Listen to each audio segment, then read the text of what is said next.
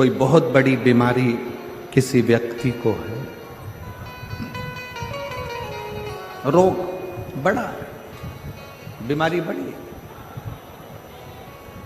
और उस बीमारी का कोई हल, उस रोग का कोई हल नहीं दिख रहा, कोई हल नजर ना आता।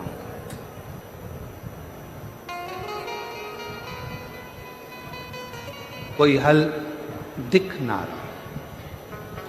तो बैसाख महीने में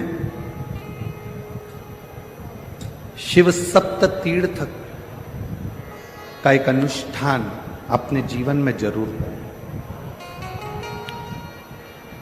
मट्टी के पात्र में जल भरना और मट्टी के पात्र में जल भरकर प्रतिदिन रोज 7 दिन का ये नियम होता है सप्ततीर्थ का। सप्ततीर्थ बस विराम जो है उसका प्रदोष के दिन होना चाहिए। और बैसाख के महीने में जब आप सप्ततीर्थ का अनुष्ठान करें, 1 घड़ा जल का रोज भरें प्रतिदिन, और 1 बेलपत्र, 1 शमी पत्र उस घड़े के नजदीक में कोई पात्र में अवश्य रखें। पात्र को, जो जल का घड़ा है, जल का पात्र है, उसको मट्टी के ही दीप से या कोई श्वेत वस्त्र जिसको मला गया हो, धोया गया हो, साफ हो, उस वस्त्र से ढक दें। एक दिन एक शिवालय में जाएं, शमी पत्र अशोक सुंदरी वाली जगह पर समर्पित करें। अशोक सुंदरी की जगह जानते हो ना आप लोग? अशोक सुंदरी की जगह पर शमी पत्र समर्पित करें। बेलपत्र जहां आप खड़े हैं उधर से डंडी का भाग आपकी ओर हो, और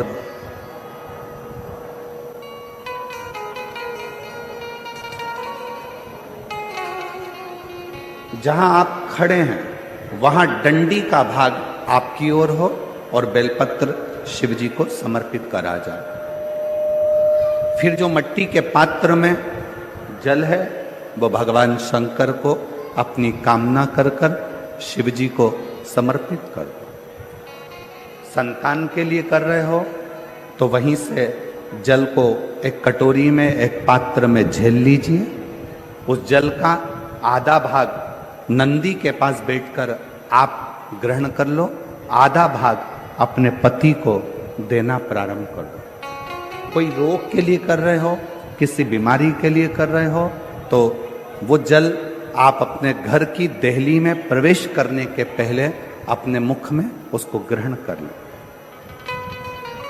एक दिन में एक शिवालय, दूसरे दिन दूसरा शिवालय, तीसरे दिन तीसरा शिवालय।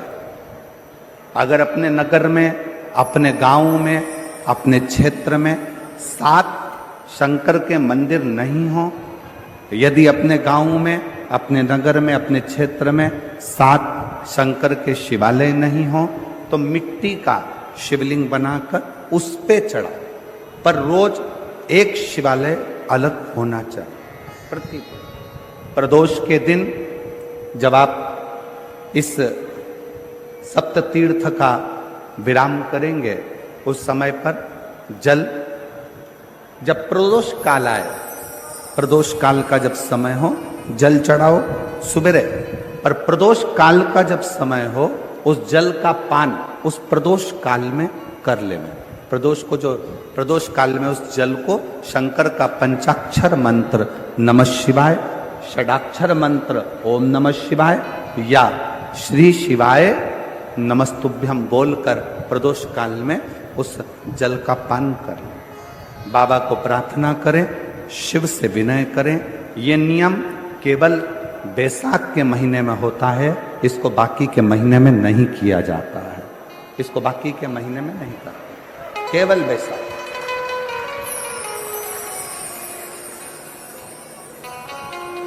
शिव सप्त तीर्थ का जो नियम है वो अपने जीवन में धारण करें। और हम तो कहेंगे शिव महापुराण की कथा श्रवण करने वाले प्रत्येक बेटा बेटी से, शिव महापुराण की कथा सुनने वाले प्रत्येक शिव भक्त से हम तो कहेंगे कि शरीर में कोई रोग नहीं भी है, संतान की प्राप्ति नहीं भी चाहिए, उच्च शिक्षा के लिए आप कर रहे हैं, अपने जीवन की खुशहाली के लिए कर रहे हैं, तो शिव का सप्त तीर्थ अनुष्ठान अवश्य करें, अवश्य करें और अपने जीवन को सार्थक करें। धन्य शिव कथा कर रही है, भगवान शंकर का चरित्र कराए, भगवान शंकर का संवाद कराए। लक्ष्मी जी की मां ख्याति देवी जब पार्थिव लिंग का निर्माण करती,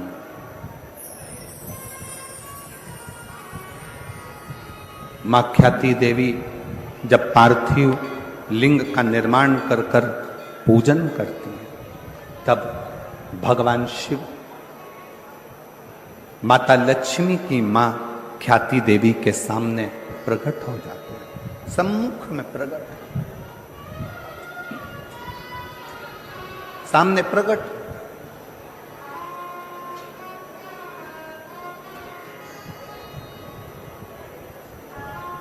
शिव को प्रकट करने के लिए या भगवान शंकर का वर प्राप्त करने के लिए या भगवान शंकर को प्राप्त करने के लिए, उनका आशीर्वाद लेने के लिए बहुत सारा आडंबर दिखावा शंकर को प्रिय नहीं। शिव को प्राप्त करने के लिए किसी दिखावे की जरूरत नहीं, किसी आडंबर की जरूरत नहीं, कहीं जाने की जरूरत नहीं है। शंकर को प्राप्त करने के लिए आपका निर्मल मन, निर्मल हृदय, निर्मल चित्त चाहिए।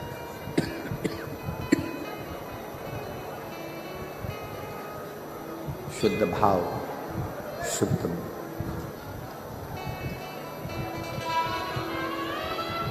आजकल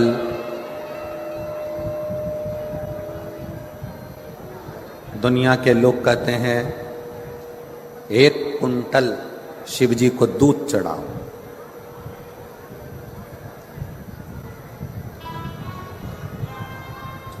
एक कुंटल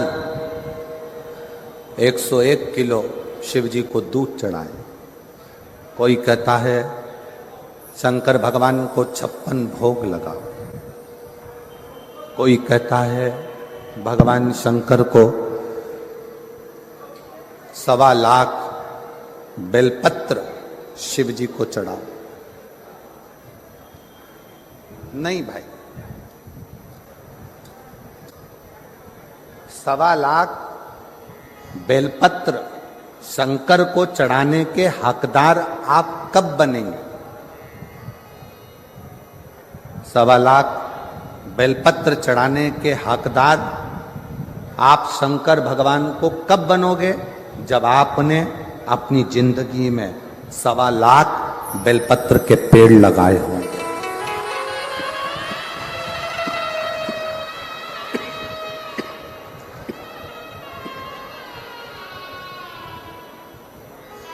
जब आपने अपने जीवन में 1.25 लाख बेलपत्र के वृक्ष लगाए, पेड़ लगाए,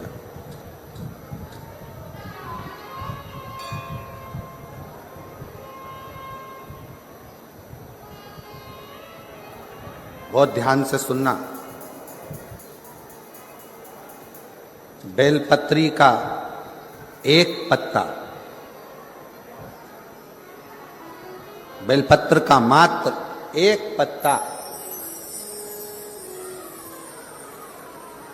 अगर भगवान शंकर का पंचाक्षर मंत्र नमः शिवाय, षडाक्षर मंत्र ओम नमः शिवाय, श्री शिवाय नमस्तुभ्यम कहकर मात्र एक पत्ता आप अगर शंकर के शिवलिंग को चढ़ाते हो तो वो 1.25 करोड़ पत्र के बराबर अपने आप हो जाता है।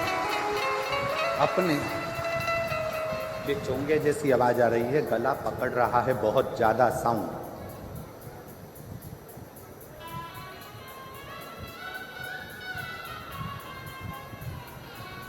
सवा करोड़ शिवलिंग के बराबर, सवा करोड़ शिव बेलपत्र के बराबर एक पत्र हो जाता, एक पत्र।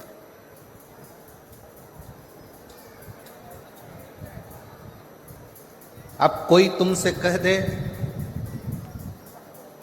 हमने संकल्प लिया है 1.25 लाख शंकर भगवान को शिवलिंग पर बेलपत्र चढ़ाऊंगा, ना, इतने बेलपत्र का संकल्प तब लेना जब तुमने इतने बेलपत्र के वृक्ष लगाए।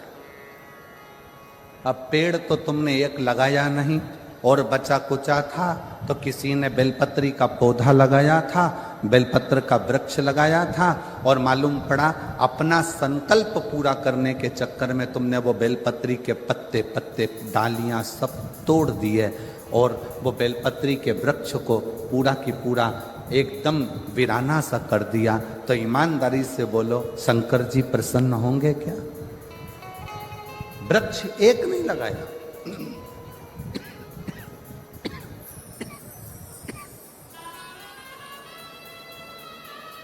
बेलपत्री का पेड़ एक नहीं लगाया, और मालूम पड़ा अपना संकल्प पूरा करने के लिए, अपना लक्ष्य पूरा करने के लिए।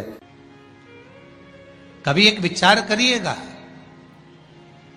कि नरसिंह अवतार बैसाख के महीने में हुआ, कुर्मा अवतार बैसाख के महीने में हुआ, हयग्रीव अवतार बैसाख के महीने में हुआ, परशुराम अवतार बैसाख के महीने में हुआ, माता जानकी का अवतार बैसाख के महीने में हुआ। आखिर बैसाख के महीने में, माधव महीने में इतनी महत्वता क्यों?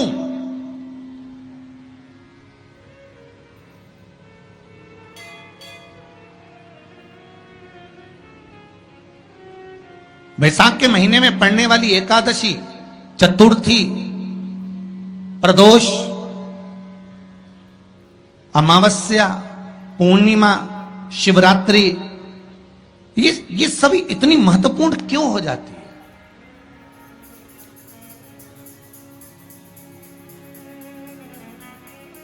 इसकी महत्वता इतनी प्रबल क्यों हो जाती है?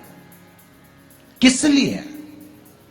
क्योंकि बैसाख का जो महीना पड़ता है, सूर्य की संपूर्ण तपन, सूर्य देव अपने पूर्ण तेज के साथ में, पूर्ण तेज के साथ में मृत्यु लोक के निवासियों पर, चाहे जलचर हो, थलचर हो, वायुचर हो, चाहे जो जीव हैं, उस पर जब किरण फेंकते हैं तो संसार का जो मनुष्य है उस पर जब ताप पड़ता है, तो ताप पड़ने के कारण उसके मुख से भगवान का नाम निकल ही जाता है, स्मरण नाम निकल ही जाता है। जब उसके मुख से भगवान का नाम निकलता है तो वो भगवान की शरणागति खुद ग्रहण कर लेता है स्वयं।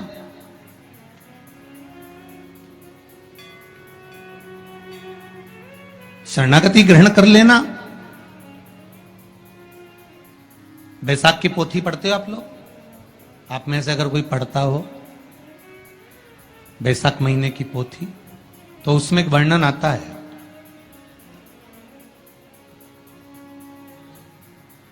गीता प्रेस गोरखपुर के कल्याण अंक में भी आप ये पावन बैसाख चरित्र श्रवण कर सकते हैं। उसमें बैसाख महीने की पोथी में 10वें दिवस की कथा में 10वें अध्याय में एक व्याध और शंख मुनि का चरित्र आता है।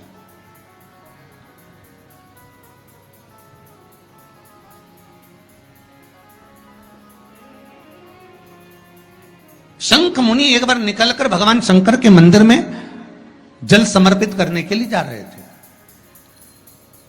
और शिव मंदिर की ओर जाते जाते जाते जाते जाते जाते बीच मार्ग में चलते चलते चलते चलते, और वो शंख मुनि जब शिव के मंदिर में पहुंचे, शंकर भगवान के मंदिर में जाकर हमने दर्शन किया।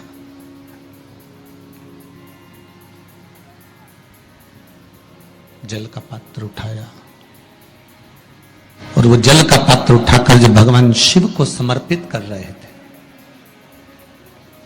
तो उसी समय जल का पात्र उठाकर जब शंकर भगवान को समर्पित करा गया और शंख मुनि निकलकर जब बाहर आ रहे थे, आते आते शंख मुनि के मन में एक भाव उत्पन्न हो गया कि जब हम भगवान शिव को कुछ वस्तु समर्पित करते हैं तो उसका फल, उसका पुण्य फल हमें कितने समय में प्राप्त होता है। ये शंख मुनि के मन में एक विचार जागृत हो गया, शंख मुनि के मन में एक भाव जागृत हो गया। भक्ति के अनुसार, शंकर भगवान के अनुमोदन के अनुसार, पहले भी कथा में कहा, आज फिर कह रहे हैं, आप जब शंकर भगवान को एक लोटा जल समर्पित करते हो तो वो 33 कौटि देवताओं के हिस्से में चले जाता है, एक भाग पितरों के हिस्से में चले जाता है, एक भाग आहूतों के हिस्से में चले जाता है, एक भाग वाचुकों के हिस्से में चले जाता है। आपने जो भगवान को दिया वो धीरे धीरे धीरे धीरे धीरे धीरे धीरे बढ़ता चले जाता है, भगवान के धामों में पहुंचता चले जाता है। जिन जिन को आपने नहीं भी दिया, शंकर भगवान पे चढ़ा हुआ जल उन तक भी पहुंच जाता है। ये केवल आपकी निर्मल और आनंदित भक्ति के बल पर पहुंचता है।